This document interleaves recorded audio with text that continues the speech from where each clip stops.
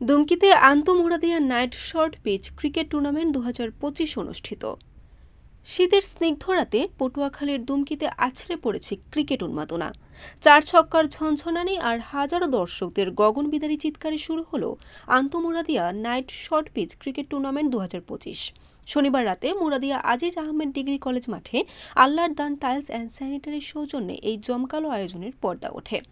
বিশিষ্ট ব্যবসায়ী মোহাম্মদ আবু বকর সিদ্দিকের সভাপতিত্বে উদ্বোধনী অনুষ্ঠানে প্রধান অতিথি হিসেবে উপস্থিত থেকে আসরকে আলোকিত করেন পটুয়াখালী বিজ্ঞান ও প্রযুক্তি বিশ্ববিদ্যালয়ের pro vice chancellor professor doctor S M. Hemayet জাহান।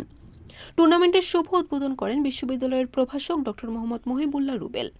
অনুষ্ঠানে বিশেষ অতিথি হিসেবে পটুয়াখালী বিজ্ঞান ও প্রযুক্তি বিশ্ববিদ্যালয়ের সহযোগী অধ্যাপক মোহাম্মদ আব্দুর রহিম এবং আলপদ লিমিটেডের প্রতিষ্ঠাতা চেয়ারম্যান মোহাম্মদ তৌকির আহমেদ শাবাব সহ স্থানীয় ছাত্রদলের বিভিন্ন পর্যায়ের নেতৃবৃন্দ এই ক্রিকেট উৎসবের সাক্ষী হন। ফ্লাড লাইটের আলোকসজ্জায় উদ্বোধনী ম্যাচে মুখোমুখি হয় মুরাদিয়া যুব সংসদ বনাম নবদিগন্ত ক্লাব।